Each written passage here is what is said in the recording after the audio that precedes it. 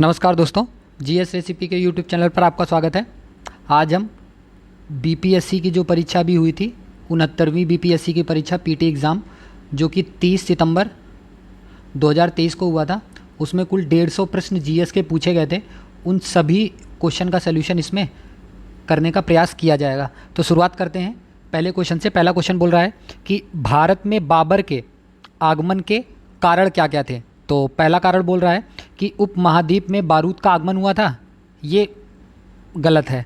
दूसरा बोल रहा है कि क्षेत्र की वास्तुकला में मेहराब और गुंबद का परिचय हुआ था, ये भी बात गलत बोल रहा है।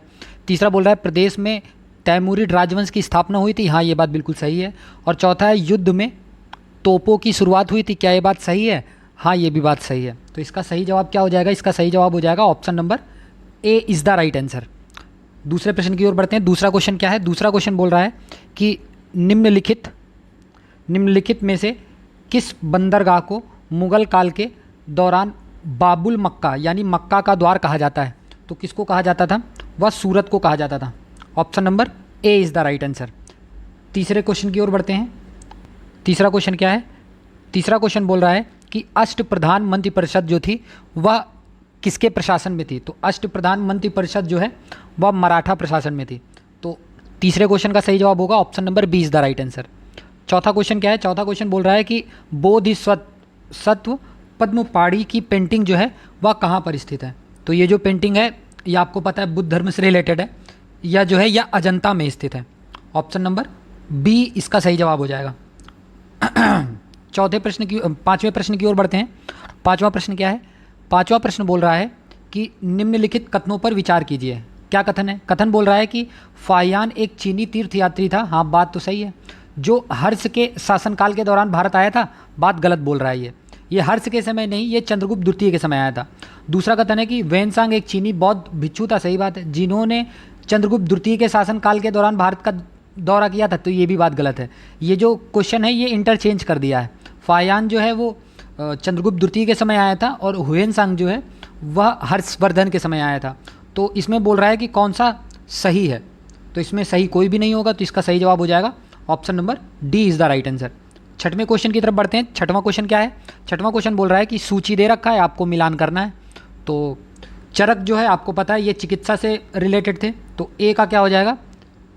एक मिनट, ए का क्या हो जाएगा? ए का हो जाएगा आपका चिकित्सा से रिलेटेड, ए का हो जाएगा 2। ब्रह्मगुप्त जी जो थे वह गणित से रिलेटेड थे, तो बी का हो जाएगा 1। जो वराहमिहिर जी जो थे वो ज्योतिष थे, तो सी का हो जाएगा 4। और विशाख दत्त जो थे वो नाटककार थे, तो डी का हो जाएगा 3। तो 21-43 जिसमें है वही सही जवाब है, तो इसका सही जवाब होगा option number D is the right answer.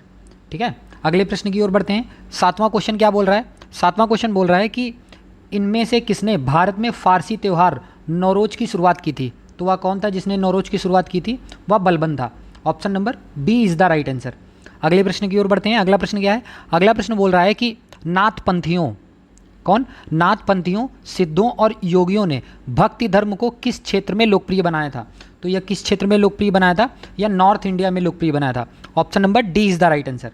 अगले प्रश्न की ओर बढ़ते हैं, नौवें क्वेश्चन की तरफ। नौवां क्वेश्चन क्या है? नौवां क्वेश्चन बोल रहा है कि वुड के 1854 के प्रेषण के संबंध में निम्नलिखित कथनों पर विचार कीजिए। कथन क्या है?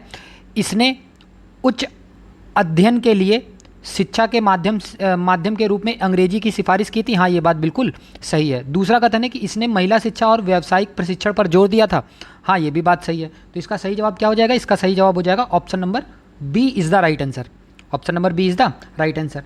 अगले प्रश्न की ओर बढ़ते हैं, 10वें क्वेश्चन की तरफ। 10वां क्वेश्चन क्या है? 10वां क्वेश्चन बोल रहा है कि मैथिली भाषा का विकास निम्नलिखित में किसके शासनकाल के दौरान हुआ था? तो मैथिली का जो विकास है वो ओई निवार राजवंश के समय हुआ था। Option number A is the right answer. 11वें क्वेश्चन की तरफ बढ़ते हैं। 11वां क्वेश्चन क्या है? 11वां क्वेश्चन बोल रहा है कि प्रारंभिक वैदिक काल के दौरान कौन सा शहर प्राचीन मगध साम्राज्य की राजधानी के रूप में कार्य करता था? तो वो कौन सा शहर था? तो वो जो शहर था वह राजगृह था। Option number D is the right answer. अगले प्रश्न की ओर बढ़ते हैं। अगला प्रश्न 12वां क्वेश्चन क्या बोल रहा है? 12वां क्वेश्चन बोल रहा है कि वर्नाकुलर प्रेस एक्ट के बारे में निम्नलिखित से कौन सा कथन सही है? पहला कथन बोल रहा है कि वर्नाकुलर प्रेस एक्ट जो है यह 1878 में आया था। इसे लॉर्ड लिटन द्वारा अधिनियमित किया गया था, क्या ये बात सही है? हाँ, ये बात बिल्कुल सही है। दूसरा है इसे गैंगिंग अधिनियम के रूप में जाना जाने लगा। हाँ, ये भी बात बिल्कुल सही है। तीसरा है कि इस अधिनियम को लॉर्ड रिपन ने निरस्त कर दिया था। तो हाँ, ये भी बात बिल्कुल सही है। तो इसका सही जवाब क्या हो जाएगा? इसका सही जवाब हो जाएगा option number C is the right answer. अगले प्रश्न की ओर बढ़ते हैं। अगला प्रश्न क्या है? अगला प्रश्न बोल रहा है कि लॉर्ड मेयो के 1870 के संकल्प के बारे में निम्नलिखित में से कौन सा कथन सही है? पहला कथन है कि केंद्रीय और प्रांतीय वित्त को विभाजित करने वाला यह पहला कदम था। ये बात बिल्कुल सही है। दूसरा क्वेश्चन है कि प्रांतीय सरकारों को कुछ सेवाएं प्रशासित करने का अधिकार दिया गया। हाँ, ये भी बात बिल्कुल सही है। और तीसरा कथन है कि इसने मौजूदा असमानता को सुधारने का प्रयास किया। हाँ, ये भी बात बिल्कुल सही है। चौथा कथन है कि इसने प्रांतों की वास्तविक आवश्यकताओं पर ध्यान केंद्रित किया था। हाँ, ये भी बात बिल्कुल सही है। तो इसका सही जवाब क्या होगा? इसका सही जवाब हो जाएगा option number C is the right answer. Option number C is the right answer. अगले क्वेश्चन की ओर बढ़ते हैं, क्वेश्चन नंबर 14 की तरफ। क्वेश्चन नंबर 14 क्या बोल रहा है? क्वेश्चन नंबर 14 है कि राजनीति की प्रारंभिक पुस्तक नीतिसार किसके द्वारा लिखी गई थी? तो जो नीति शास्त्र है वह किसके द्वारा लिखी गई थी? वह कामंदक के द्वारा लिखी गई थी। Option number B is the right answer. 15वां क्वेश्चन बोल रहा है, ये मैंने अपने ये जो सीरीज है सेक्शन ए वाली सिलेक्शन सीरीज फॉर प्रीलिम्स, उसमें इसका डिस्कशन किया था कि फुतुहात ए आलमगीरी किसके द्वारा लिखी गई थी। तो ये किसके द्वारा लिखी गई थी? यह जो है वह ईश्वर दास नागर के द्वारा लिखी गई थी। Option number C is the right answer. 16वें क्वेश्चन की ओर बढ़ते हैं। 16वां क्वेश्चन क्या है? 16वां क्वेश्चन बोल रहा है कि चीनी स्रोत के अनुसार श्रीलंका के शासक मेघवर्मन ने गया में बौद्ध मंदिर बनाने की अनुमति के लिए निम्नलिखित में से किस गुप्त राजा के पास एक मिशनरी भेजा था? तो किस राजा के पास भेजा था या समुद्रगुप्त के पास भेजा था? Option number B is the right answer. 17वां क्वेश्चन क्या है? 17वां क्वेश्चन बोल रहा है कि कब बिहार पहली बार ब्रिटिश शासित भारत के तहत बंगाल प्रेसिडेंसी से अलग हुआ था? तो बिहार कब अलग हुआ था? या 1912 में अलग हुआ था? Option number C is the right answer. अगले प्रश्न की ओर बढ़ते हैं। अगला प्रश्न 18वां प्रश्न क्या बोल रहा है? 18वां प्रश्न है कि भारतीय कला में स्तूप, चैतन्य और विहार का निर्माण निम्नलिखित में से किससे संबंधित है? तो सबको पता है स्तूप किससे रिलेटेड है? वह बौद्ध धर्म से रिलेटेड है। Option number B is the right answer. 19वां क्वेश्चन बोल रहा है कि भारतीय हस्तशिल्प के संदर्भ में बिहार में सुजीनी क्या है? तो सुजीनी जो होती थी वो एक प्रकार की कढ़ाई होती थी। Option number B is the right answer. Option number B is the right answer. अगले प्रश्न की ओर बढ़ते हैं। अगला प्रश्न क्या है? अगला प्रश्न 20वां बोल रहा है कि बिहार में विक्रमशिला विश्वविद्यालय के संबंध में निम्नलिखित कथनों पर विचार कीजिए। ध्यान दीजिए, नीचे इसमें बताना है कि कौन सा कथन गलत है, सही कथन नहीं बताना है। ठीक है, इसमें सही कथन नहीं बताना है आपको, ये पहले से ही मैं बता दे रहा हूँ। पहला कथन है कि यह बिहार के वर्तमान बांका जिले में स्थित था। क्या ये बात सही है? नहीं, ये बात जो है यह सही नहीं है, ये बात गलत है। दूसरा कथन है कि इसकी स्थापना पाल वंश के राजा गोपाल प्रथम ने की थी। हाँ, ये भी बात जो है ये बिल्कुल गलत है, इन्होंने नहीं की थी। ठीक है। और तीसरा कथन है कि बौद्ध धर्म का वज्रयान संप्रदाय यहाँ फला फूला था। बात बिल्कुल सही बोल रहा है। चौथा कथन है कि यहाँ खगोल विज्ञान, तर्कशास्त्र, कानून, व्याकरण और दर्शन जैसे अन्य विषय भी पढ़ाए जाते थे। हाँ, ये भी बात बिल्कुल सही है। तो क्वेश्चन में पूछ रहा है गलत कौन सा है, तो इसका सही जवाब क्या हो जाएगा? इसका सही जवाब हो जाएगा option number A is the right answer. Okay, 20वें के बाद 21वें क्वेश्चन की तरफ बढ़ते हैं। 21वां क्वेश्चन क्या है? 21वां क्वेश्चन बोल रहा है कि निम्नलिखित में से कौन से राष्ट्रीय उद्यान, वन्यजीव अभ्यारण्य बिहार में स्थित है?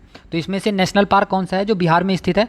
वाल्मीकि जो है ये बिहार में स्थित है, और जो भीम बांध वन्यजीव अभ्यारण्य है ये बिहार में स्थित है। दुधवा राष्ट्रीय उद्यान जो है यह यूपी में स्थित है, और गजनेर वन्यजीव अभ्यारण्य जो है यह राजस्थान में स्थित है। तो इसका सही जवाब क्या हो जाएगा? इसमें सही उत्तर बताना है आपको। ये देखिए, सही उत्तर बताना है, तो सही उत्तर क्या हो जाएगा? पहला और चौथा।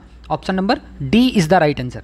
अगले प्रश्न की ओर बढ़ते हैं, क्वेश्चन नंबर 22 की तरफ। क्वेश्चन नंबर 22 क्या बोल रहा है? क्वेश्चन नंबर 22 है कि गंगेटिक डॉल्फिन के बारे में आपको बताना है।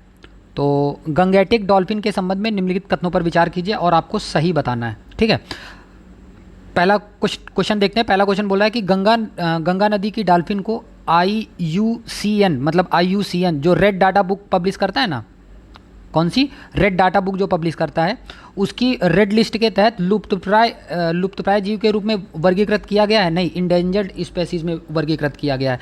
तो पहला कथन हो जाएगा गलत, तो इसकी वजह से पहला कट हो जाएगा और सी वाला कट हो जाएगा, और उपयुक्त सभी हो नहीं सकता। तो इस वजह से इसका सही जवाब ऑप्शन नंबर बी ही हो जाएगा। Option number B is the right answer. ठीक है। चलिए अगले प्रश्न की ओर बढ़ते हैं। 22 के बाद क्वेश्चन नंबर 23 के ऊपर बढ़ते हैं। 23वां क्वेश्चन है, गंडक नदी का दूसरा नाम क्या है? तो गंडक नदी का जो दूसरा नाम है वह नारायणी नदी है। Option number B is the right answer.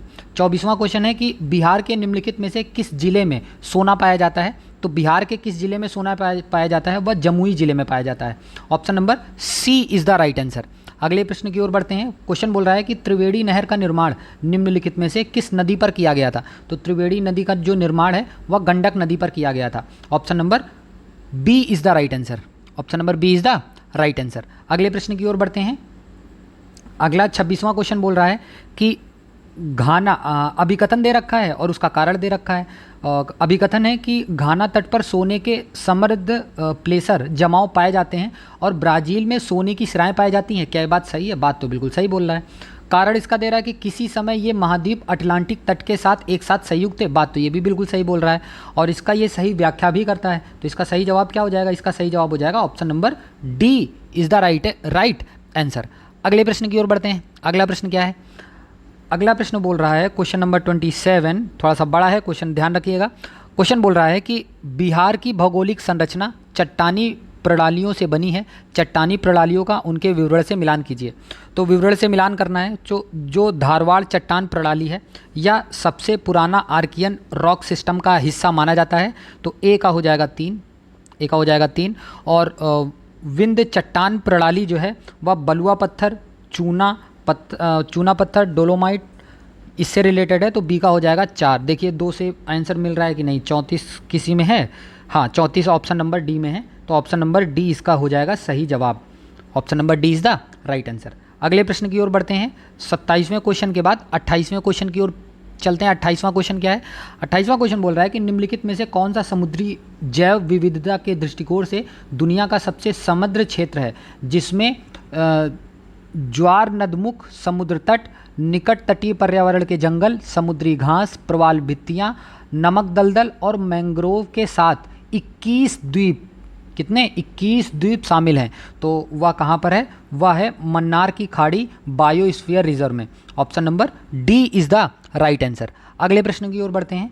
अगला प्रश्न क्या है? क्वेश्चन नंबर 29 बोल रहा है कि 90 डिग्री पूर्वी देशांतर पर स्थित थिम्पू यानी कि भूटान का स्थानीय समय निर्धारित कीजिए जब ग्रीनविच 0 डिग्री में दोपहर 12 बजे का समय होता है। तो इसका सही जवाब क्या हो जाएगा? इसका सही जवाब हो जाएगा option number D is the right answer.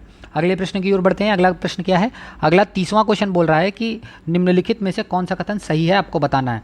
पहला कथन है कि अभ्रक कोडरमा में पाया जाता है। यही बात बिल्कुल सही है। कडप्पा श्रृंखला हीरो के लिए प्रसिद्ध है। गलत है। पेट्रोलियम भंडार अरावली पहाड़ियों में पाए जाते हैं। गलत है। धारवाड़ चट्टान संरचना में प्राकृतिक गैस पाई जाती है। ये भी बात गलत है। तो इसका सही जवाब क्या हो जाएगा? वह हो जाएगा option number A is the right answer. अगले प्रश्न क्वेश्चन नंबर 31 की तरफ बढ़ते हैं। क्वेश्चन नंबर 31 क्या बोल रहा है? क्वेश्चन नंबर 31 है कि ग्लोब पर 1 डिग्री के अंतराल पर खींची गई अक्षांश रेखाएं कितनी होती हैं?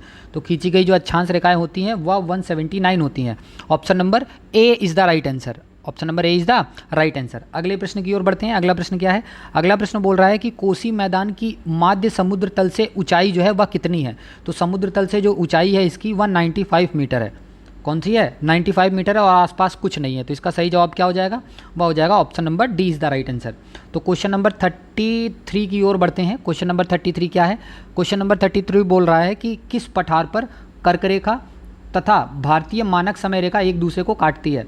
तो कर्करेखा, देखो इंडिया का मैप अगर बनाना चाहेंगे तो इंडिया का मैप ऐसे बन जाएगा। तो इंडिया मानक रेखा ऐसे गुजर रही है, कर्करेखा ऐसे गुजर रही है। तो यहाँ पर एक तरीके से हम बोल सकते हैं कि बघेलखंड जो है या वो यहाँ पर पाया जाता है। ऑप्शन नंबर बी जो है इसका सही जवाब हो जाएगा। Option number B is the right answer. अगले प्रश्न की ओर बढ़ते हैं। अगला प्रश्न क्या है? अगला प्रश्न बोल रहा है कि उत्तराखंड का कौन सा जिला तिब्बत सीमा से नहीं लगा हुआ है? तो कौन सा जिला तिब्बत सीमा से नहीं लगा हुआ है? वह अल्मोड़ा है। Option number A is the right answer. अगले प्रश्न की ओर बढ़ते हैं। अगला प्रश्न क्या है? अगला प्रश्न बोल रहा है कि अल नीनो धारा कहाँ प्रभावित होती है? तो यह जो है यह प्रशांत महासागर में, आपको पता होगा कि प्रशांत महासागर के अगर बाएं साइड में देखेंगे तो पेरू एक देश है। तो पेरू देश में ही अल नीनो जो धारा है वहाँ पे प्रभावित होती है। तो इसका सही जवाब हो जाएगा option number C is the right answer. अगले प्रश्न की ओर क्वेश्चन नंबर 36 की ओर बढ़ते हैं। क्वेश्चन नंबर 36 क्या बोल रहा है? क्वेश्चन नंबर 36 है कि निम्नलिखित कथनों पर विचार कीजिए। चलिए विचार करते हैं। क्वेश्चन बोल रहा है कि सतह क्षेत्रफल के हिसाब से विक्टोरिया झील दुनिया की तीसरी सबसे बड़ी मीठे पानी की झील है। तो तीसरी नहीं है, ये दुनिया की दूसरी सबसे बड़ी झील है। कौन सी? दूसरी। तो पहला कथन हो जाएगा गलत, आपको गलत ही बताना है, ध्यान रखिएगा। दूसरा कथन है कि या अफ्रीका की महान झीलों में से एक है। हाँ बिल्कुल बात सही है। ये बोल रहा है कि इनकी सीमा चार देशों यानी कि तंजानिया, युगांडा, रवांडा, केनिया से लगती हैं। तो ये 4 देशों से नहीं, इनकी सीमा 3 देशों से लगती हैं। तो तीसरा ऑप्शन भी हो जाएगा गलत। और चौथा जो है, चौथा कथन है कि विक्टोरिया झील से निकलने वाली एकमात्र धारा नील नदी है जो युगांडा के जिंजा के पास झील से बाहर निकलती है। तो क्या ये बात सही है? हाँ बात तो बिल्कुल सही है। और आपको बताना है इसमें गलत कौन सा है। तो इसमें से गलत कौन सा हो जाएगा? इसमें गलत हो जाएगा ऑप्शन नंबर सी। पहला गलत है और तीसरा गलत है। Option number C is the right answer. अगले क्वेश्चन नंबर 37 मतलब 37वें क्वेश्चन की ओर बढ़ते हैं। क्वेश्चन क्या बोल रहा है कि क्वेश्चन है कि हीट वेव, ये जो हीट वेव होती है ना, जो कॉन्सेप्ट जियोग्राफी में पढ़ाया जाता है, तो हीट वेव के संबंध में निम्नलिखित कथनों पर विचार कीजिए। चलिए विचार कीजिए। क्वेश्चन बोल रहा है कि यदि किसी मैदानी इलाके का अधिकतम तापमान कम से कम 30 डिग्री या इससे अधिक तक पहुंच जाता है तो उसे हीट वेव माना जाता है। तो ये बात बिल्कुल गलत है। अगला कथन है कि यदि किसी पहाड़ी इलाकों पर अधिकतम तापमान कम से कम 40 डिग्री या इससे अधिक तक पहुंच जाता है तो उसे हीट वेव माना जाता है। ये भी बात गलत है। तो इसमें पूछ रहा है कि सही कौन सा है। तो इसमें सही कौन सा है? ना तो एक सही है ना ही दो सही है। ऑप्शन नंबर सी इसका सही जवाब हो जाएगा। अगले क्वेश्चन नंबर 38 की ओर बढ़ते हैं। क्वेश्चन नंबर 38 क्या है? क्वेश्चन नंबर 38 बोल रहा है कि सूची 1 को सूची 2 से मिलाना है। सूची 1 में खोजकर्ता, सूची 2 में जन्म स्थान है। तो क्रिस्टोफर कोलंबस जो है वह किससे रिलेटेड है? वह इटली से रिलेटेड है। तो ए का हो जाएगा 3 और ए का 3 हो जाएगा। ए कट जाएगा, इससे सी कट जाएगा, तो बी बचा और डी बचा। उसके बाद जो ये मैगलन जो है ये पुर्तगाल से रिलेटेड है। तो डी का हो जाएगा 1। तो इसमें यही हो जाएगा। इसका सही जवाब क्या हो जाएगा? वह हो जाएगा option number D is the right answer. Okay, अगले प्रश्न की ओर बढ़ते हैं। अगला प्रश्न क्या है? अगला प्रश्न बोल रहा है कि UAE मतलब UAE के रियासती राज्य जो हैं वह कौन कौन से हैं? तो रियासती जो राज्य हैं वह अबू धाबी है, दुबई है, शारजहाँ है, अजमान है, है, अलकैन है, फुजैरा है, रास अल खैमा है। तो इसका सही जवाब क्या हो जाएगा? वह हो जाएगा option number D is the right answer. ठीक है, अगले प्रश्न क्वेश्चन नंबर 40 की ओर बढ़ते हैं। क्वेश्चन नंबर 40 क्या है? ये बोल रहा है कि सुवर्ण रेखा नदी निम्नलिखित में से किस गांव के पास से निकलती है? तो या किस गांव के पास से होकर निकलती है? तो यह नगरी गांव के पास से होकर निकलती है। Option number C is the right answer, जो कि रांची के पास, रांची जो कि झारखंड में है, इसके पास से होके मतलब इससे पास से होकर निकलती है। तो इस क्वेश्चन का सही जवाब है option number C is the right answer. 40 के बाद 41वें क्वेश्चन की ओर बढ़ते हैं। 41वां क्वेश्चन क्या है? 41वां क्वेश्चन बोल रहा है कि किसी समुदाय को अनुसूचित जनजाति के रूप में घोषित करने के लिए आवश्यक विशिष्टताएं कौन कौन सी हैं? तो इसमें आदिम लक्षणों के संकेत होते हैं, बिल्कुल सही बात है। विशिष्ट संस्कृति होती है, बिल्कुल सही है। बड़े पैमाने पर समुदाय के साथ संपर्क में शर्म, बिल्कुल सही बात है। और पिछड़ापन एवं भौगोलिक अलगाव, बिल्कुल सही बात है। तो इसका सही जवाब क्या हो जाएगा? वह हो जाएगा option number D is the right answer. Option number D is the right answer. अगले प्रश्न की ओर बढ़ते हैं। Question number 42। क्वेश्चन नंबर 42 बोल रहा है कि भारतीय संविधान में मौलिक अधिकारों के विचार का संदर्भ किस देश से लिया गया है? तो मौलिक अधिकार यानी कि फंडामेंटल राइट वह किस देश से लिए गए हैं, जो कि हमेशा एलिगेशन लगाया करता है? संयुक्त राज्य अमेरिका, USA से लिया गया है। Option number A is the right answer. Question number 43 की ओर बढ़ते हैं। क्वेश्चन नंबर 43 बोल रहा है कि भारतीय संविधान के किस अनुच्छेद द्वारा अस्पृश्यता को समाप्त किया गया है? अनटचेबिलिटी। तो ये किसमें इसमें इसको समाप्त किया गया है? वह अनुच्छेद 17 के तहत समाप्त किया गया है। Option number B is the right answer. अगले प्रश्न की ओर बढ़ते हैं। Question number 44। क्वेश्चन नंबर 44 क्या बोल रहा है? क्वेश्चन नंबर 44 है कि उच्च न्यायालय में न्यायाधीशों की संख्या निर्धारित करने का अधिकार निम्नलिखित में से किसके पास है? तो यह अधिकार किसके पास है? देखो, अब इसमें नाम आ गया उच्च न्यायालय का, तो मुख्यमंत्री से कोई मतलब नहीं, प्रधानमंत्री से भी मतलब नहीं, संसद से भी मतलब नहीं, राष्ट्रपति से ही हो सकता है। तो इसका सही जवाब हो जाएगा option number D is the right answer.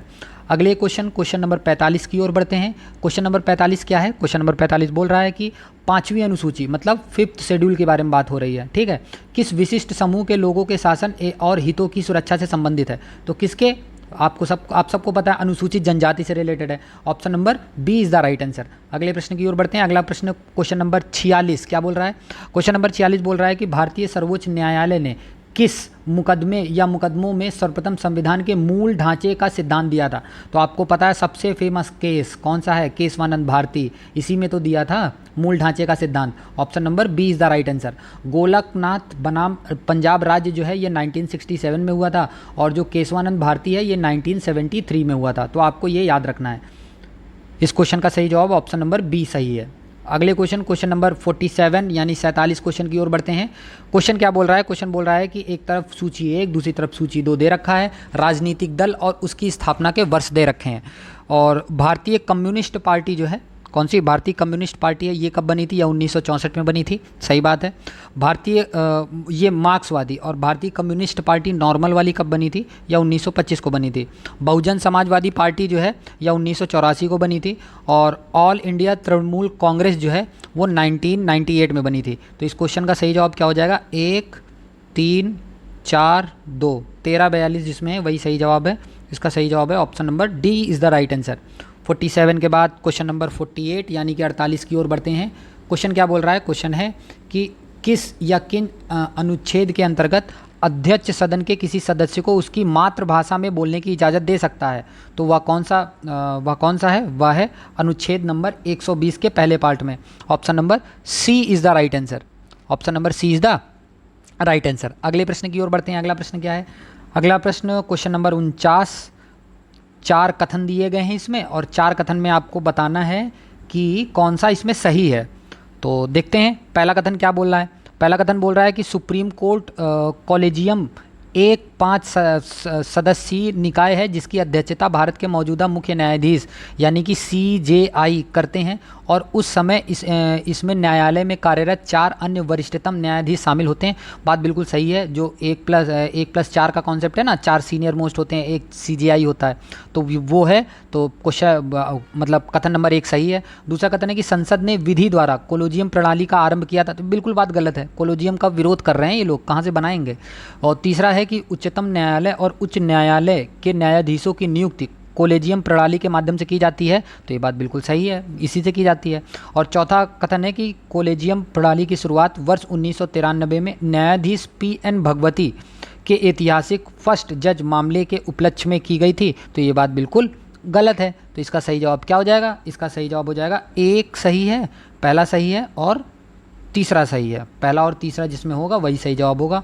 और पहला तीसरा किस में है? पहला तीसरा है ऑप्शन नंबर सी में। Option number C is the right answer. अगले क्वेश्चन नंबर 50 की ओर बढ़ते हैं। क्वेश्चन नंबर 50 क्या है? ये बोल रहा है कि भारतीय संविधान के 42वें संविधान संशोधन के संबंध में निम्नलिखित कथनों पर विचार कीजिए। चलिए विचार कीजिए। इसने प्रस्तावना में 3 शब्द जोड़े, समाजवाद, धर्मनिरपेक्ष और अखंडता। बिल्कुल बात सही है। दूसरा कथन है कि इसने संविधान में 8 मौलिक कर्तव्य जोड़े थे। नहीं, 8 नहीं, 11 मौलिक कर्तव्य जोड़े थे। ये बात गलत है। फिर उसमें बोल रहा है कि इसने नए निदेशक सिद्धांत जोड़े, यानी अनुच्छेद 39A, 43A और अनुच्छेद 47। देखो अनुच्छेद 47 लिखा हुआ है, तो आपको पता है जो नया ऐड हुआ है ना उसमें AB लगता है, बाकी जो पुराना है वो नॉर्मल तरीके से लिखा जाता है। तो ये भी एक तरीके से गलत हो जाएगा। और चौथा कथन दे रखा है। चौथा कथन क्या है? कि इसके द्वारा राष्ट्रपति को चुनाव आयोग के परामर्श से राज्य विधानसभाओं के मंडलों के सदस्य को अयोग्य घोषित करने का अधिकार प्राप्त किया गया है। ये बात सही है। हाँ, ये बात सही है। तो इस क्वेश्चन का जो सही जवाब हो जाएगा वह इसमें बोल रहा है कि कौन सा गलत है। ध्यान से देखिएगा, इसमें गलत बोल रहा है तो गलत कौन सा है? दूसरा और तीसरा गलत है। Option number B is the right answer. Option number B is the right answer. अगले प्रश्न की ओर बढ़ते हैं। अगला प्रश्न क्या है? अगला प्रश्न अब यहाँ से इकोनॉमी स्टार्ट हो जाएगा। तो देखते हैं।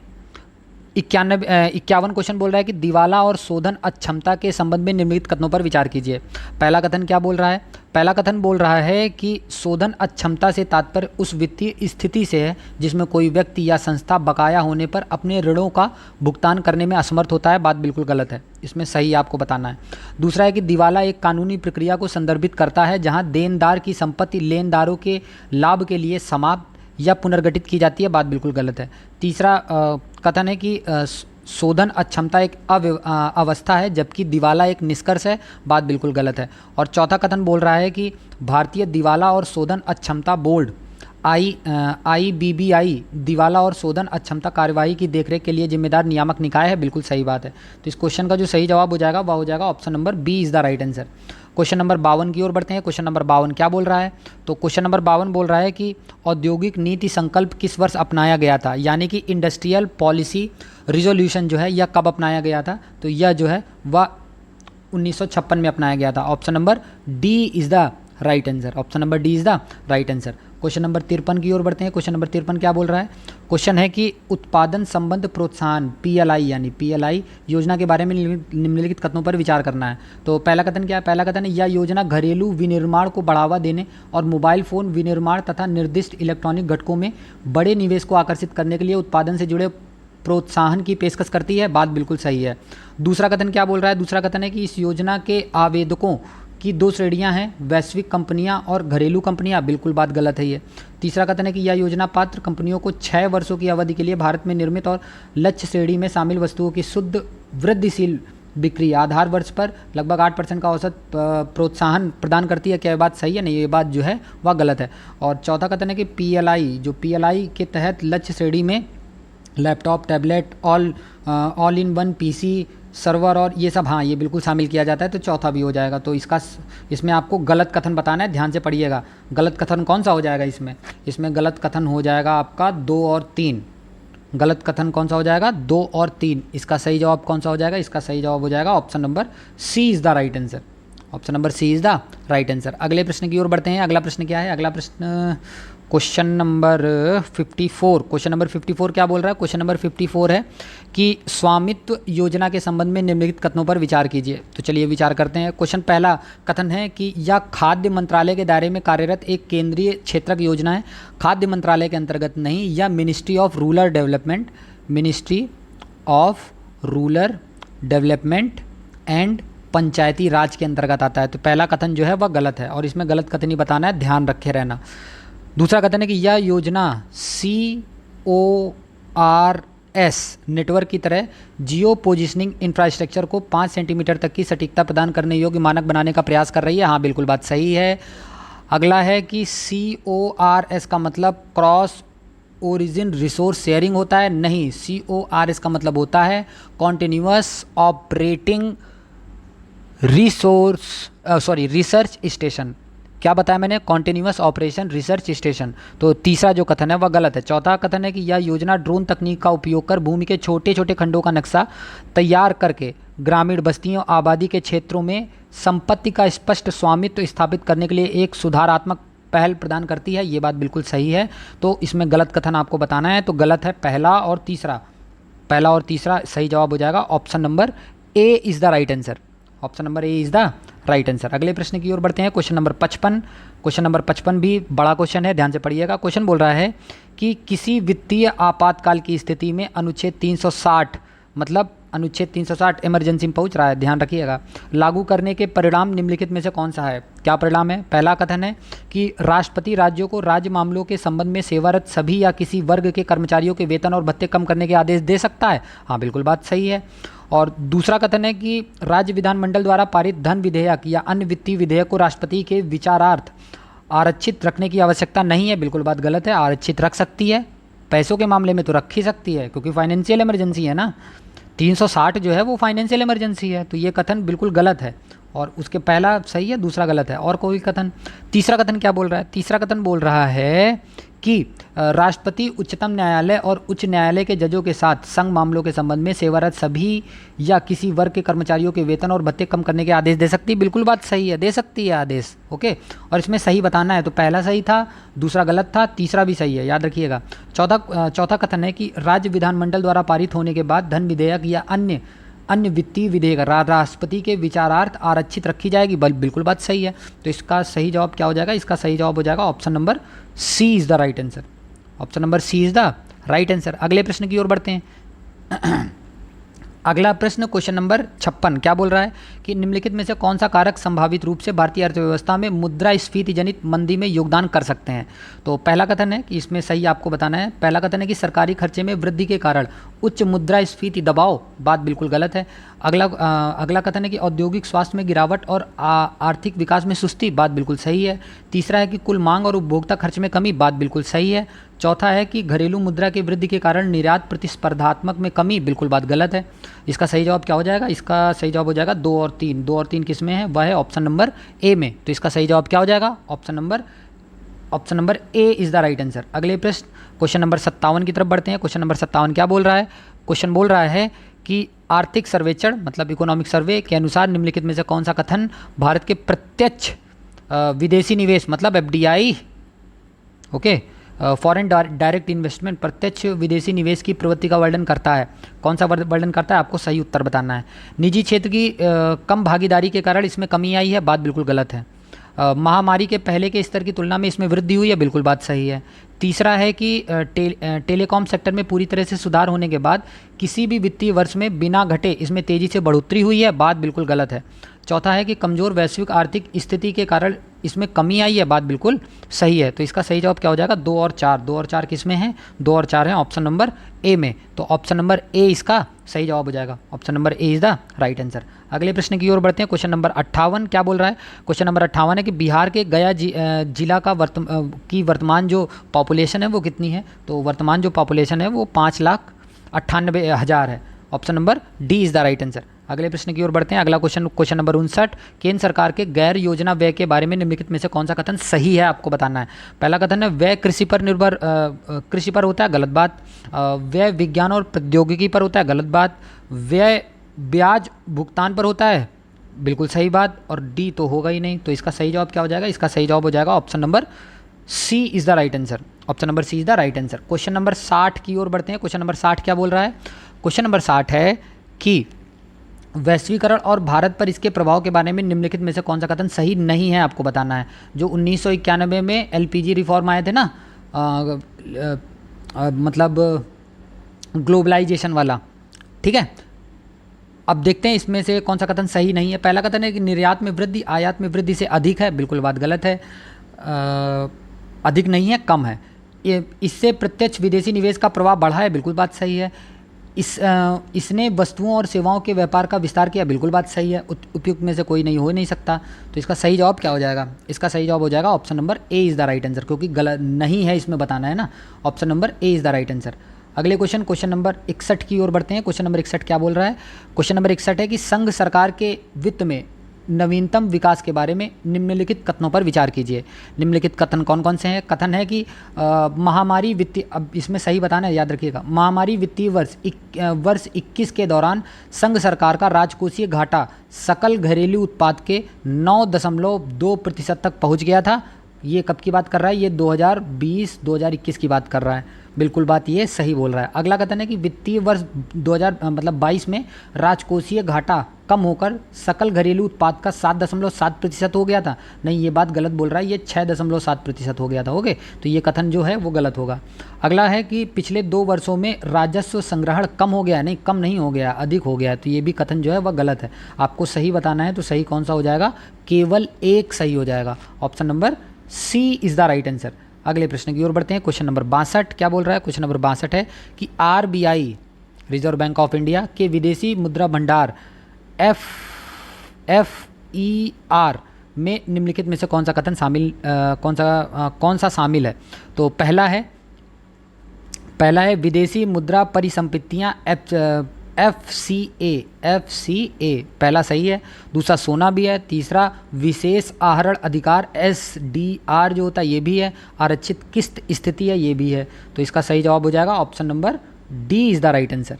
अगले प्रश्न की ओर बढ़ते हैं। क्वेश्चन नंबर 63 क्या बोल रहा है, क्वेश्चन नंबर 63 है कि उत्पत्ति के नियम यानी कि रूल ऑफ ओरिजिन इसके बारे में पूछ रहा है। 4 कथन दिया है जो कि WTO द्वारा बताया जाता है, ठीक है।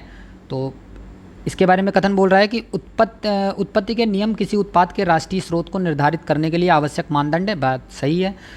उत्पत्ति के नियम कस्टम एजेंसियों को यह जानने में मदद करते हैं कि किसी दिए गए उत्पाद पर कौन से नियम और कौन से शुल्क लागू होते हैं, बात बिल्कुल सही है।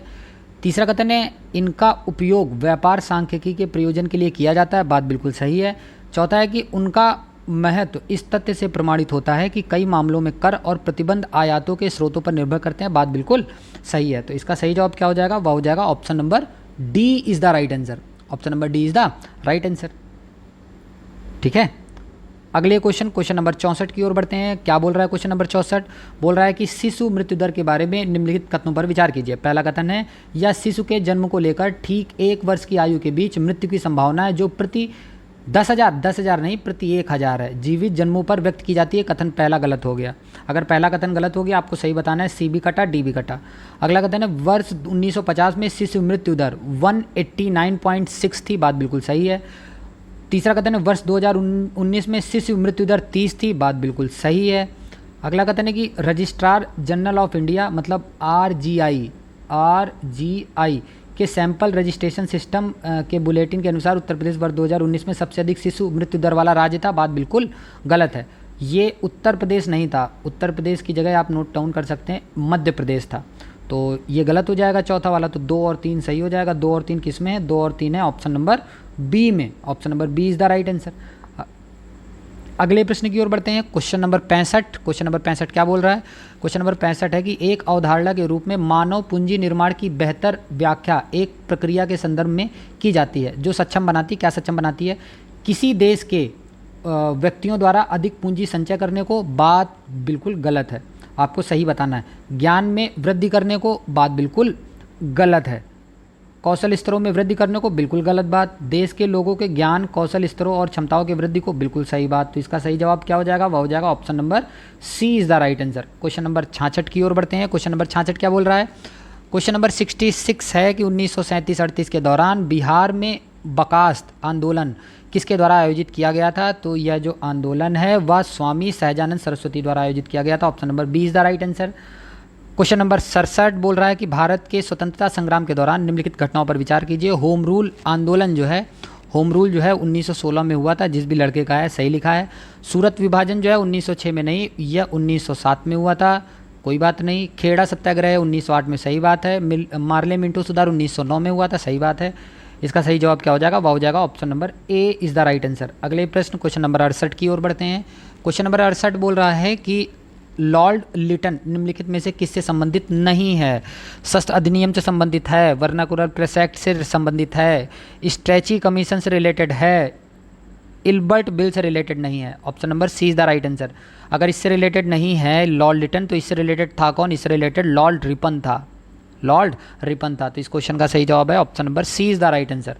क्वेश्चन नंबर 69 की तरफ बढ़ते हैं। क्वेश्चन नंबर 69 बोल क्या रहा है? क्वेश्चन नंबर 69 बोल रहा है कि बक्सर की लड़ाई के बाद किस संधि पर हस्ताक्षर किए गए थे? तो बक्सर की लड़ाई के बाद इलाहाबाद संधि पर हस्ताक्षर किया गया था सन 1765 ईस्वी में। Option number D is the right answer. Question number 70 क्या बोल रहा है? क्वेश्चन नंबर 70 है, डच ईस्ट इंडिया कंपनी ने किस वर्ष पटना में अपना कारखाना स्थापित किया था? कब स्थापित किया था? 1632 में स्थापित किया था। Option number A is the right answer. अगले प्रश्न की ओर बढ़ते हैं। क्वेश्चन नंबर 71 क्या बोल रहा है? क्वेश्चन नंबर 71 है, निम्नलिखित में से किस आंदोलन में महात्मा गांधी ने भूख हड़ताल को हथियार के रूप में सर्वप्रथम प्रयोग किया था? कब किया था? या अहमदा हड़ताल के समय किया था? Option number B is the right answer. अगले प्रश्न की ओर क्वेश्चन नंबर 72 की तरफ बढ़ते हैं। क्वेश्चन नंबर 72 बोल रहा है कि सन 1942 में भारत छोड़ो आंदोलन में बिहार के नेताओं का महत्वपूर्ण योगदान रहा था। बिहार के कौन से प्रमुख नेता बिहार केसरी के नाम से जाने जाते थे और उन्होंने भारत छोड़ो आंदोलन में सक्रिय रूप से भाग लिया था? तो वह कौन थे? वह श्री कृष्ण सिंह थे। Option number A is the right answer. अगले प्रश्न की ओर क्वेश्चन नंबर 73 की ओर बढ़ते हैं। क्वेश्चन नंबर 73 क्या बोल रहा है? क्वेश्चन नंबर 73 है कि चंपारण आंदोलन के जन आंदोलन की प्रतिक्रिया में ब्रिटिश सरकार ने इस मुद्दे के समाधान के लिए कौन सा कदम उठाया था? तो बिहार सरकार ने जो कदम उठाया था वह चंपारण कृषि समिति की स्थापना थी। Option number B is the right answer. Question number 74 की ओर बढ़ते हैं। क्वेश्चन नंबर 74 में सूची दे रखा है, आपको मिलान करना है सूची 1 और सूची 2 को। भारत सेवक समाज जो है वह गोपाल कृष्ण गोखले जी से रिलेटेड है। तत्वबोधिनी सभा जो है देवेंद्र नाथ टैगोर से रिलेटेड है। आत्मीय सभा जो है वो राजा राम मोहन राय जी से रिलेटेड है। तो क्या हो जाएगा? हो जाएगा 2-1-3 कहाँ पे है? वाई ऑप्शन नंबर डी में। तो ऑप्शन नंबर डी इसका सही जवाब हो जाएगा। Option number D is the right answer. अगले प्रश्न क्वेश्चन नंबर 75 की तरफ बढ़ते हैं। क्वेश्चन नंबर 75 है कि अंबाबाई एक स्वतंत्रता सेनानी भारत के किस राज्य की थी? तो यह भारत के कर्नाटक राज्य से रिलेटेड थी। Option number B is the right answer. Option number B is the right answer. अगले प्रश्न क्वेश्चन नंबर 76 की ओर बढ़ते हैं। क्वेश्चन नंबर 76 बोल रहा है कि इनमें से कौन कैबिनेट मिशन के सदस्य नहीं थे। कैबिनेट मिशन कब आया था? या 1946 में आया था। कौन सदस्य इसके नहीं थे? तो वह जो है जे एंड्रू इसके सदस्य नहीं थे। Option number A is the right answer. Option number A is the right answer. अगले प्रश्न की ओर बढ़ते हैं। अगला प्रश्न क्या है? अगला प्रश्न बोल रहा है कि सुरक्षा वॉल्व सिद्धांत के आधार पर भारतीय राष्ट्रीय कांग्रेस की स्थापना ब्रिटिश सरकार को खतरों से बचाने के लिए थी। उपयुक्त कथन जो है वो किस नेता ने बोले थे? यह जो कथन है वह लाला लाजपत राय जी ने बोले थे। Option number B is the right answer. और कांग्रेस की स्थापना जो है वो 1885 में हुई थी। इस क्वेश्चन का सही जवाब option number B is the right answer. अगले क्वेश्चन नंबर 78 की तरफ बढ़ते हैं। क्वेश्चन नंबर 78 बोल रहा है कि निम्नलिखित में से भारतीय राष्ट्रीय कांग्रेस के किस अधिवेशन में पहली बार मौलिक अधिकार से संबंधित प्रस्ताव पारित किया गया था? कौन सी अधिवेशन में किया गया था? या कराची अधिवेशन 1931 में पहली बार पारित किया गया था। Option number A is the right answer.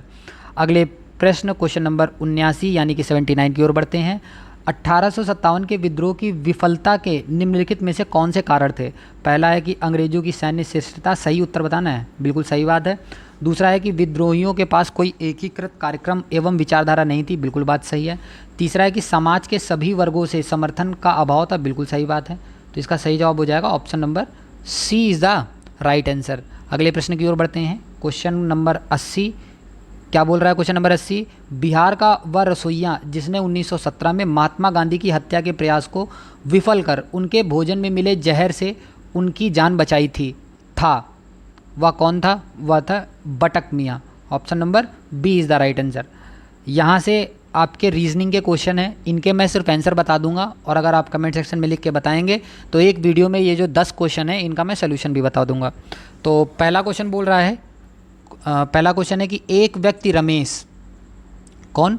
एक व्यक्ति रमेश जिसके पास 100 वर्ग गज भूमि का, इसका आंसर जो है आप लोग नोट डाउन कर सकते हैं। इसका आंसर जो है वह हो जाएगा ऑप्शन नंबर ए, इसका सही जवाब होगा।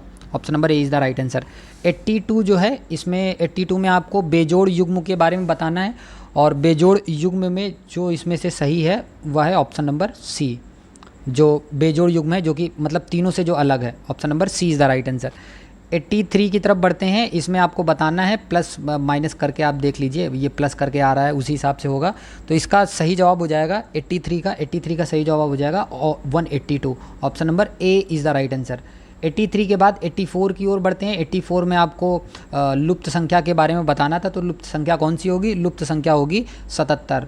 Option number A is the right answer. 85 की ओर बढ़ेंगे तो 85 बोल रहा है कि दिए गए कथन और निष्कर्ष को ध्यानपूर्वक पढ़ना है, कथन और कारण वाला है। तो 85 का सही जवाब हो जाएगा, 85 का सही जवाब हो जाएगा option number C is the right answer. ठीक है, 85 के बाद 86 क्वेश्चन की ओर बढ़ेंगे। कूट भाषा में आपको बताना है कि अब देखो, आपको सबसे पहले नंबरिंग लिख के सब नंबर लिख लेना, उसमें से आपको मैच करवाना है। तो 86 का जो सही जवाब हो जाएगा, 86 का सही जवाब हो जाएगा option number A is the right answer. उसके बाद 87 क्वेश्चन की ओर बढ़ते हैं। आपको फिर से बेजोड़ को आपको बताना है, तो 87 का सही जवाब हो जाएगा option number B is the right answer. Option number B is the right answer. 88 की तरफ बढ़ते हैं। 88 में आपको दिशाओं के बारे में बताना है, तो इसमें से कौन सा सही है? इसमें से 5.34 जो है इसका सही जवाब हो जाएगा option number C is the right answer. Question number 89 की तरफ बढ़ते हैं। 89 में आसान सा क्वेश्चन है, आप सॉल्व कर सकते हैं। 89 का सही जवाब होगा option number B is the right answer. ठीक है, और रीजनिंग का अंतिम क्वेश्चन है कि 90 में आपको दिशा बतानी है, तो इसका सही जवाब जो होगा वह होगा 90 का बी, टी उत्तर की ओर यात्रा करता है। Option number B is the right answer. अब अपने जीएस के क्वेश्चन की तरफ बढ़ते हैं। जीएस का क्वेश्चन क्या बोल रहा है? जीएस के क्वेश्चन में 91 से, हाँ, निम्नलिखित में से कौन सी कंप्यूटर भाषाएं हैं? तो कोबरा भी है, पाइथन भी है, स्किलर भी है, जावा भी है। तो इसका सही जवाब क्या हो जाएगा? इसका सही जवाब आपका हो जाएगा उपयुक्त सभी। Option number D is the right answer. अगले प्रश्न की ओर बढ़ते हैं। अगला प्रश्न बोल रहा है कि हाल ही में समाचारों में देखी गई चैट जीपीटी, ये जो था ना जो बहुत पॉपुलर था चैट जीपीटी, इसका पूरा नाम पूछ लिया आपसे। तो चैट जीपीटी का जो पूरा नाम है वह है generative pre trained transformer. Option number C is the right answer. Option number C is the right answer. अगले प्रश्न की ओर बढ़ते हैं। क्वेश्चन नंबर 93 क्या बोल रहा है? क्वेश्चन नंबर 93 है कि निम्नलिखित में से कौन से जीव के स्वाद नहीं है? इसमें से कौन से जीव के स्वाद नहीं है? मीठा है स्वाद, कड़वा भी स्वाद है, नमकीन भी स्वाद है, खट्टा भी स्वाद है, स्वाद कौन सा नहीं है? चौथा हमको लग रहा है नहीं है स्वाद, और सातवां जो है तीखा, ये भी स्वाद नहीं है। तो इसका सही जवाब क्या हो जाएगा? वह हो जाएगा option number B is the right answer. Option number B is the right answer. अगले क्वेश्चन की ओर, क्वेश्चन नंबर 94 बोल रहा है कि निम्नलिखित में से कौन से जोड़े सही सुमेलित हैं? इसमें से कौन सा सही सुमेलित है? तो डिस्पनिया जो है सांस की तकलीफ से रिलेटेड है, सही बात है। एनोमिया जो है गंध की आंशिक या पूर्ण हानि से रिलेटेड है, और एनोरेक्सिया जो है वो खाने का विकार है, और इनसोम्निया जो है वो नींद संबंधी विकार है। तो इसका सही जवाब क्या होगा? वह होगा ऑप्शन नंबर ए, इसका सही जवाब हो जाएगा। ऑप्शन नंबर ए इसका सही जवाब हो जाएगा। 94 के बाद क्वेश्चन नंबर 95, ब्रह्मांड में पल्सर जो है वो क्या है? तो ब्रह्मांड में जो पल्सर है वो घूमते न्यूट्रॉन तारे होते हैं। Option number A is the right answer. Question number 96 की ओर बढ़ते हैं। क्वेश्चन नंबर 96 बोल रहा है कि प्रयोगशाला में विकसित हीरे यानी कि LGD के संदर्भ में हीरे के बीज के रूप में किसका उपयोग किया जाता है? तो यह जो उपयोग किया जाता है वह ग्रेफाइट का उपयोग किया जाता है। Option number B is the right answer. अगले क्वेश्चन नंबर 97 की ओर बढ़ते हैं। बुलेट प्रूफ जैकेट बनाने के लिए उपयोग किया जाने वाला फाइबर जो है वह क्या कहलाता है? वो जो फाइबर है वह केवलर है। Option number C is the right answer. Question number 97 के बाद क्वेश्चन नंबर 98 की ओर बढ़ते हैं। क्वेश्चन नंबर 98 बोल रहा है कि हाँ, HMX का जो पूर्ण नाम है वो पूर्ण रूप क्या है? तो इसका जो पूर्ण रूप है हाई मेल्टिंग एक्सप्लोजिव। तो पहला तो सही हो ही जाएगा, फिर एक ही हो जाएगा, केवल एक सही, दो ही पूर्ण नाम क्या हो सकते हैं? Option number B is the right answer. अगले क्वेश्चन की ओर बढ़ते हैं। ये करंट का क्वेश्चन आ गया आपका। अक्टूबर 2022 में लॉन्च किए गए टेस्ला के ह्यूमनाइड रोबोट का क्या नाम है? तो जो इनके ह्यूमनाइड रोबोट का नाम है वह ऑप्टिमस, जैसे आप सुने थे ना ऑप्टिमस प्राइम, उसी तरीके से है, आप याद कर सकते हैं मूवी से। टेस्ला ने इसको बनाया था, ठीक है। तो इसका सही जवाब क्या हो जाएगा? वह हो जाएगा option number C is the right answer. अगले प्रश्न की ओर बढ़ते हैं। क्वेश्चन नंबर 100 क्या बोल रहा है? यह क्वेश्चन है कि मैनहट्टन परियोजना जो है, मैनहट्टन परियोजना ये क्या है? तो मैनहट्टन परियोजना जो है एक अनुसंधान और विकास उपक्रम है जिसने पहले परमाणु हथियार का उत्पादन किया था। Option number D is the right answer.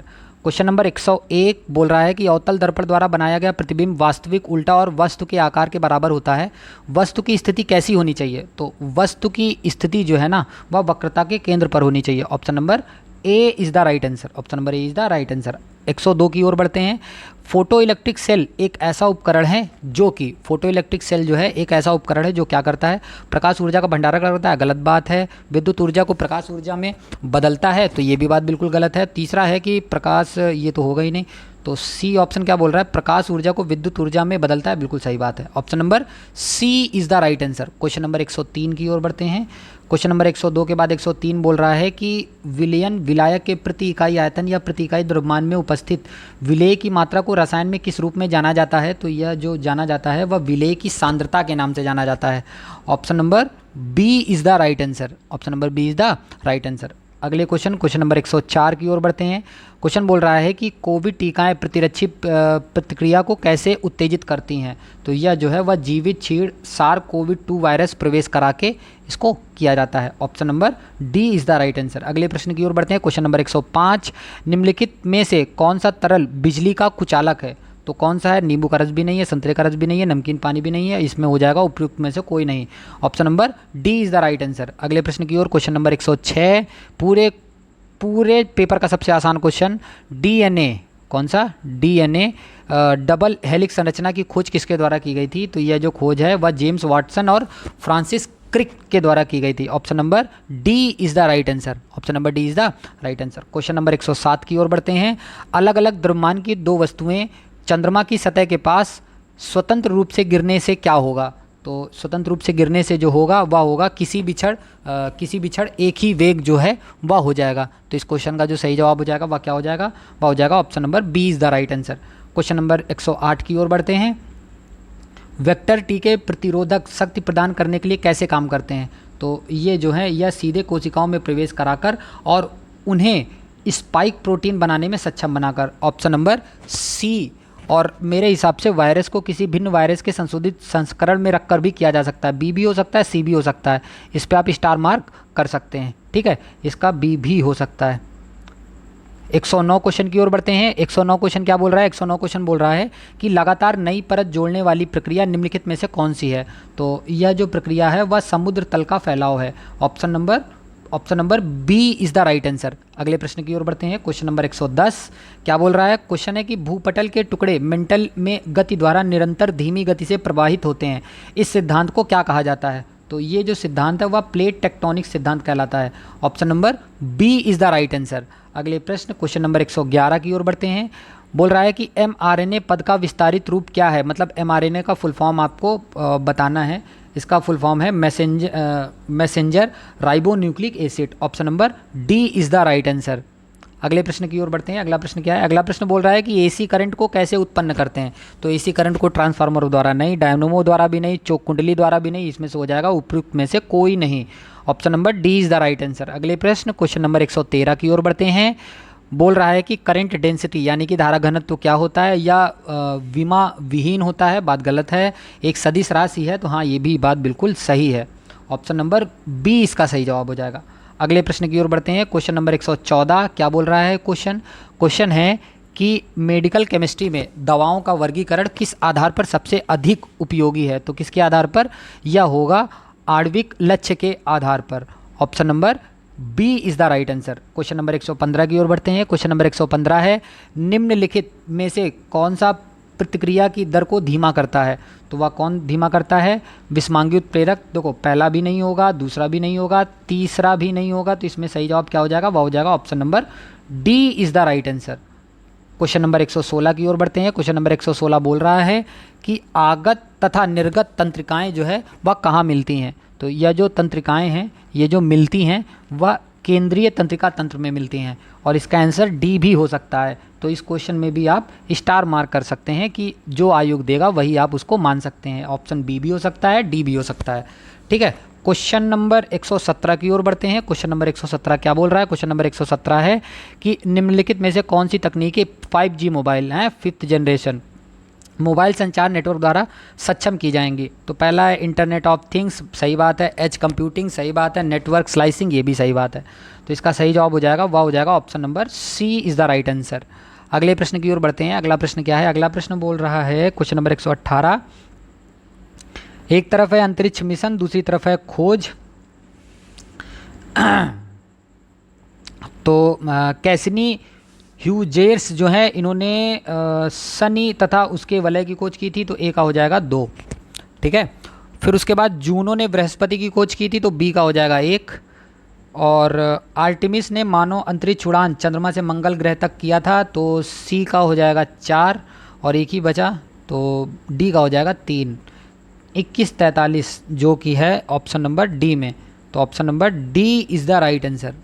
Option number D is the right answer. अगले प्रश्न की ओर बढ़ते हैं। क्वेश्चन नंबर 119, सूची एक तरफ, सूची 2 दूसरी तरफ, एक तरफ कपड़ा, दूसरी तरफ उत्पत्ति। लिनन जो है वो सन का पौधे से है, तो ए का हो जाएगा 2। और जटाकायर जो है नारियल का पौधा है, बी का हो जाएगा 1।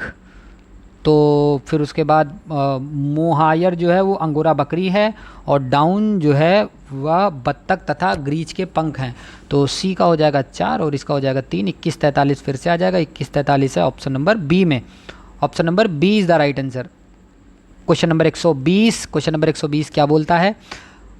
करंट अफेयर के क्वेश्चन है कि पहला कथन है निम्नलिखित कथनों पर विचार कीजिए। पहला कथन है टेनियासिस एक आंत का संक्रमण है जो टेवर्स की 3 प्रजातियों टेनिया सोलियम, टेनिया सगिनाटा और टेनिया एशियाटिका के कारण होता है। बात बिल्कुल सही है।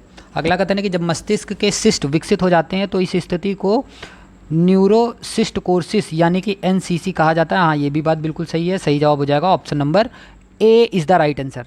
Option number A is the right answer. अगले क्वेश्चन, क्वेश्चन नंबर 121, गहरे समुद्र में डूबने वाली उस पनडुब्बी का नाम क्या है जो टाइटैनिक जहाज के पोतावशेष की यात्रा के दौरान फट गई थी? तो एक न्यूज़ आई थी ना, जो टाइटैनिक को देखने गए थे खुद डूब गए थे, तो उनके जहाज़ का क्या नाम था? उनके जहाज़ का नाम था Titan.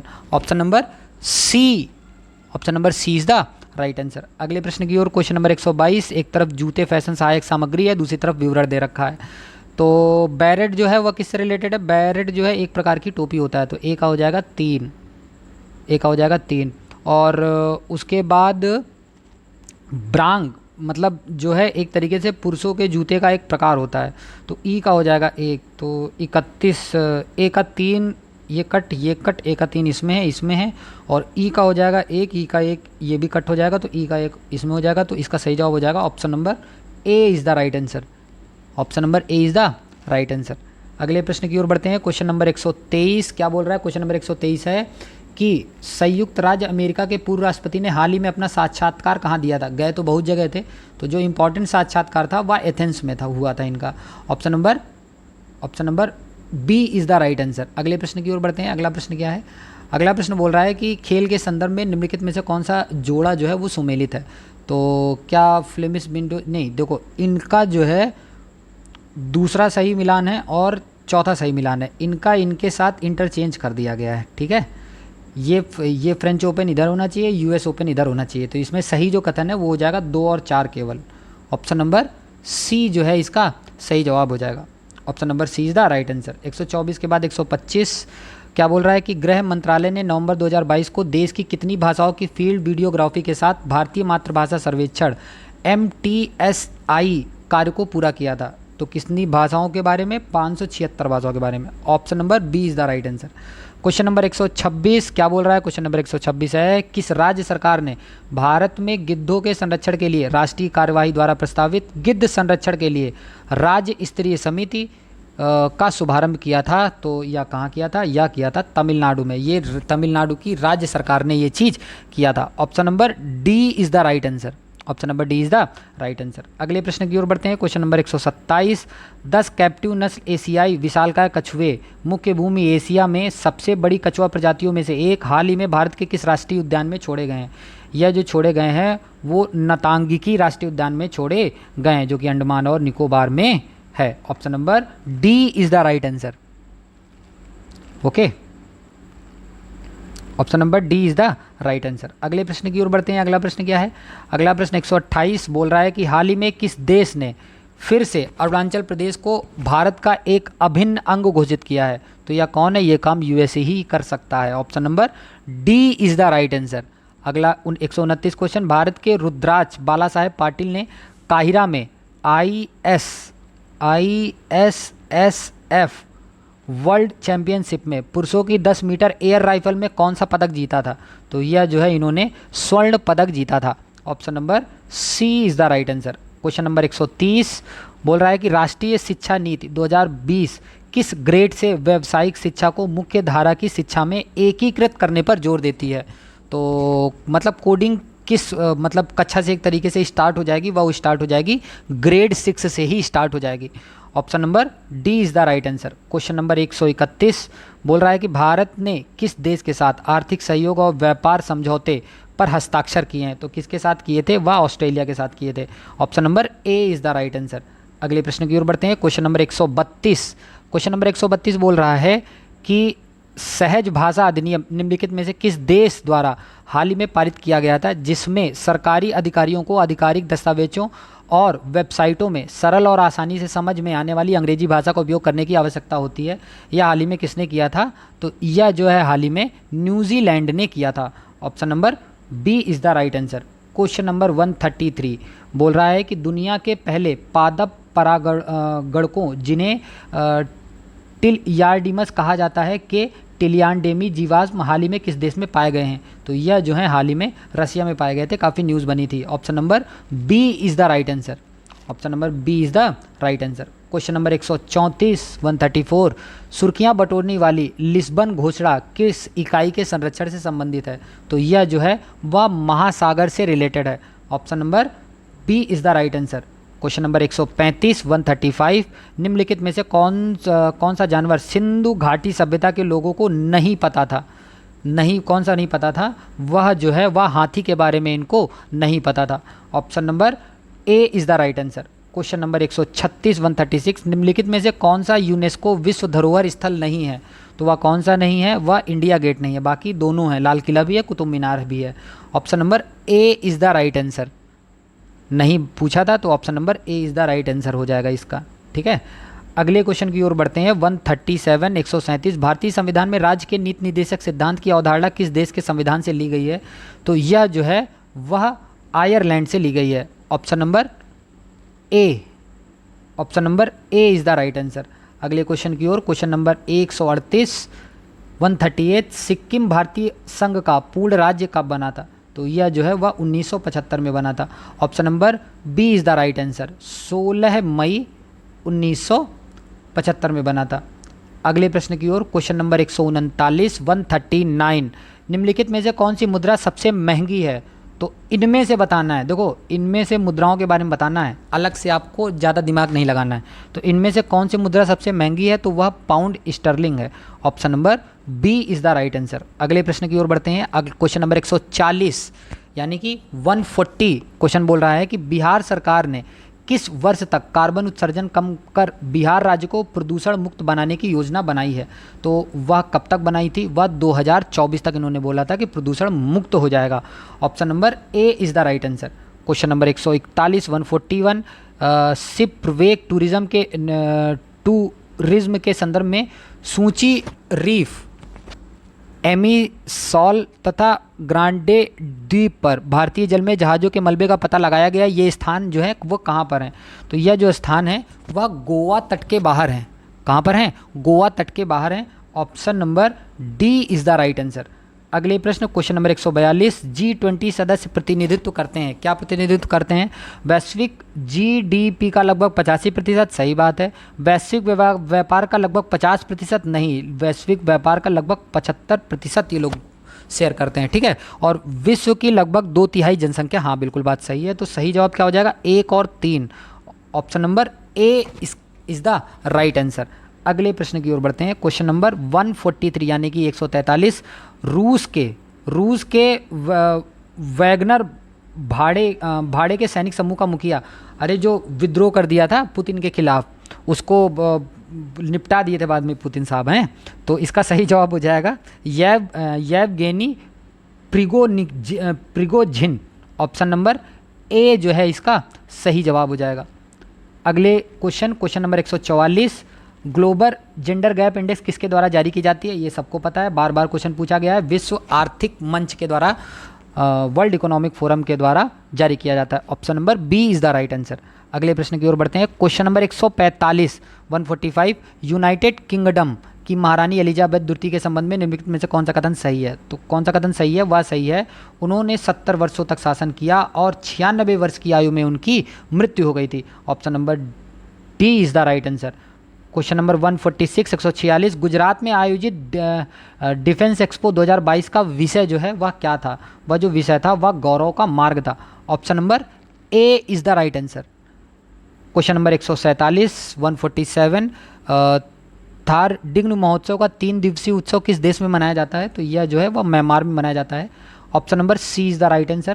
Question number 148 148 White House किसके बारे में? व्हाइट हाउस के बारे में पूछ रहा है। तो व्हाइट हाउस के बारे में क्या है? व्हाइट हाउस के बारे में बोल रहा है कि इसके संबंध में निम्नलिखित कथनों पर विचार करना है। व्हाइट हाउस का जो पता है 1800 इवेन्यू है, तो 1600 की जगह, अगर ये 1800 की जगह 1600 होता तब ये बात सही होती, वरना ये बात जो है गलत है। पहला गलत हो जाएगा, तो डी ऑप्शन काट दो आप। यह संयुक्त राज्य अमेरिका के राष्ट्रपति का आधिकारिक निवास और कार्यस्थल है, सही बात है। 1 नवंबर 1800 को जॉन एडम्स इस इमारत में निवास करने वाले पहले राष्ट्रपति बने थे, सही बात है। यह अमेरिकी लोकतंत्र का प्रतीक है, बिल्कुल सही बात है। तो इसका सही जवाब क्या हो जाएगा? वह हो जाएगा option number C is the right answer. Option number C is the right answer. Question number 149 149 net metering को कभी कभी समाचारों में किसके प्रचार के संदर्भ में देखा जाता है? तो यह जो है वह एक बिल्डिंग तंत्र जो सौर ऊर्जा प्रणाली मालिकों को ग्रिड में जोड़ी गई बिजली का श्रेय देता है, इससे किया जाता है। Option number B is the right answer. अगले प्रश्न की ओर बढ़ते हैं। अगला प्रश्न क्या है? अगला प्रश्न बोल रहा है कि आज का लास्ट प्रश्न यानी कि इस पेपर का आखिरी प्रश्न है। एक तरफ सूची, दूसरी तरफ सूची, 2 रंग और संयोजन के बारे में बोल रहा है और आपको बताना है। जो मैजेंडा है वह लाल और हरे से मिलकर बना होता है, 1 का 2। फिर उसके बाद जो है टील जो है वह नीला, हरा और सफ़ेद से मिलकर बना होता है। सियान जो है हरा नीला से बनकर बना होता है। 3 और सी जो है वो जो मोरो जो है नीला लाल और सफ़ेद से मिलकर बना होता है। सी का 4, इसका 1, 2341 जो है मतलब ऑप्शन नंबर डी इसका सही जवाब हो जाएगा। Option number D is the right answer. तो अगर आपको इस पूरे मतलब इस पेपर का पूरा सोल्यूशन चाहिए तो मैंने एक अलग से सर्च करके मैंने पूरे क्वेश्चन का आंसर लिख रखा है।